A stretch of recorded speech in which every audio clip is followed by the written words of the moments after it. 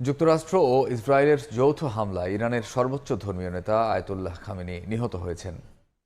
দেশটির রাষ্ট্রীয় গণমাধ্যম এ তথ্য নিশ্চিত করেছে। হামলায় খামেনির মেয়ে, জামাতা ও নাতিও নিহত হয়েছেন। এর আগে মার্কিন প্রেসিডেন্ট ডোনাল্ড ট্রাম্প ও ইসরায়েলি প্রধানমন্ত্রী বিনিয়ামিন নেতানিয়াহু খামেনির মৃত্যুর বিষয়টি জানিয়েছিলেন, যদিও তা নাকচ করে দিয়েছিল তেহরান। চলমান পাল্টাপাল্টি হামলায় ইরানে নিহতের সংখ্যা 200 ছাড়িয়েছে।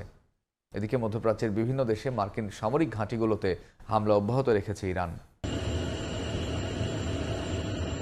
শনিবার স্থানীয় সময় ভোরে ইরানের বিভিন্ন স্থানে যৌথ হামলা চালায় যুক্তরাষ্ট্র ইসরায়েল। হামলায় ক্ষতিগ্রস্ত হয় সর্বোচ্চ ধর্মীয় নেতার কার্যালয়। আশঙ্কা করা হচ্ছিল হামলায় তিনি নিহত হয়েছেন। রোববার ইরানের রাষ্ট্রীয় গণমাধ্যম খামেনি নিহত হওয়ার বিষয়টি নিশ্চিত করে।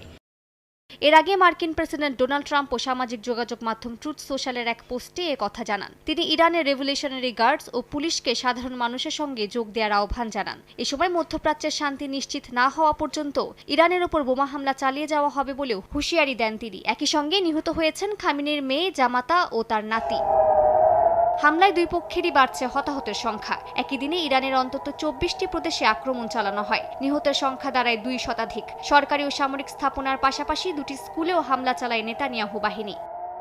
পাল্টা জবাবে ইসরায়েল, কাতার, বাহরাইন, সংযুক্ত আরব আমিরাত সহ বিভিন্ন দেশের মার্কিন স্থাপনায় হামলা চালায় ইরান। এতে দুবাই ও বাহরাইনের বিভিন্ন স্থাপনা ক্ষতিগ্রস্ত হয়। কাতার জানায়, ইরান থেকে 65টি ক্ষেপণাস্ত্র ও 12টি ড্রোন ছোড়া হয়েছিল। বেশিরভাগই প্রতিহত করা সম্ভব হলেও 2টি ক্ষেপণাস্ত্র আল উবেদ সামরিক ঘাঁটিতে আঘাত করে। এ অবস্থায় ইরানের সুপ্রিম ন্যাশনাল সিকিউরিটি কাউন্সিলের শীর্ষ কর্মকর্তা আলী লারিজানি কড়া বার্তায় বলেছেন, ইসরায়েল ও যুক্তরাষ্ট্রকে অবিস্মরণীয় শিক্ষা দেওয়া হবে। পররাষ্ট্র মন্ত্রণালয়ের মুখপাত্র ইসমাইল বাঘেই আন্তর্জাতিক আইনের কথা তুলে ধরে বলেন, ইরান আত্মরক্ষার অধিকার প্রয়োগ করছে। আল জাজিরাকে দেয়া সাক্ষাৎকারে তিনি এই হামলাকে অপরিচিত আগ্রাসন হিসেবে বর্ণনা করেন। জাতিসংঘ নিরাপত্তা পরিষদের জরুরি বৈঠকে ইরানের রাষ্ট্রদূত বলেন, চলমান পারমাণবিক আলোচনা চলাকালে হামলা হয়েছে। তবে যুক্তরাষ্ট্র ও ইসরায়েলের প্রতিনিধিরা দাবি করেন, আলোচনা কার্যত শেষ পর্যায়ে পৌঁছেছিল এবং এগিয়ে নেওয়ার মতো কোনো ভিত্তি আর ছিল না।